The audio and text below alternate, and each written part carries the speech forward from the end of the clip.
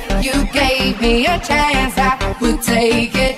It's a shot in the dark, but I'll make it. Knowing that I love your heart, you can't shame me. When I'm with you, there's no place Sveiki, VKL po trumpos pertraukos toliau norim pristatyti Vilniaus pirmenybėse besivaržančias komandas.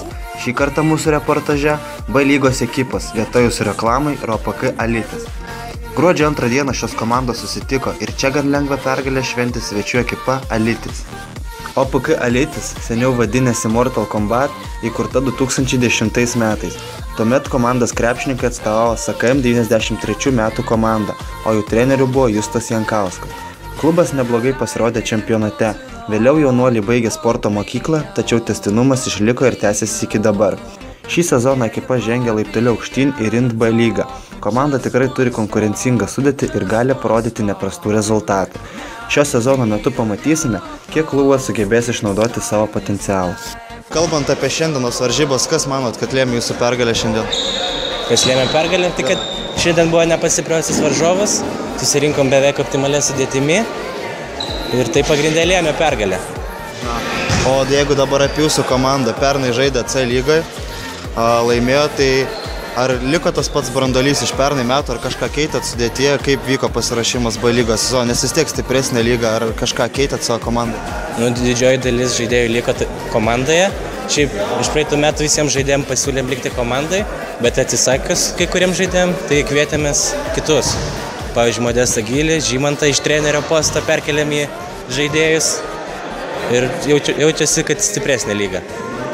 O perėjus į B lygą, ar kėlėt kažkokius tikslus kaip pirmam sezonui, ar tiesiog norit apšilt kojas šiemet? Jokių apšilt, tik laimėti lygą.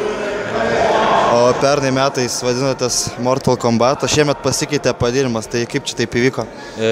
Tiesiog duoklę rėmėjom. Širdį ir Facebook'e esame Mortal Kombat. O kalbant apie treniruočių, apie visokias treniruotės, ar turit kažkokį treniruočių ciklą, ar tiesiog susirenkat į varžybas ir tiek ir pasižaidžiate? Nei vienais metais neturėjom treniruočių ir nesiruošiam turėti treniruočių. Vieta jūsų reklamai komandos ištakos siekia 2004 metus. Tais metais mėgėjų krepšinėje Jono Staniulio iniciatyva startavo BC Žvėryno ekipa. Po keliarių metų komanda pasidalino į dvi. Vieną jų dabartinis klubo vadovas Žilvaras Zinkevičius išlaikė iki šios dienos, tad šie metai klubui yra jubiliejiniai, 10. Jeigu komanda sugebės išlaikyti tą patį progreso lygmenį ir toliau, gana greitai galime ją išvysti ir VKL finalinėme ketvirte. Po varžybų komandos žaidėjas Rokas Burnys buvo nedrasus ir apie rungtynės nedaug žodžiavo. Kas atsitiko, kodėl pralaimėjot varžybas? Nežinau, nesusirinkom visi, pritrūko sėkmės, varžovai šiandien buvo greitesni, pataikė sunkius metimus. Geriausia. Jo, tiesą pasakė, bet... Šiaip manot, kad jūsų komanda buvo šiaip yra geresnė šią, ne? Už šitą, kur žaidė prieš šią?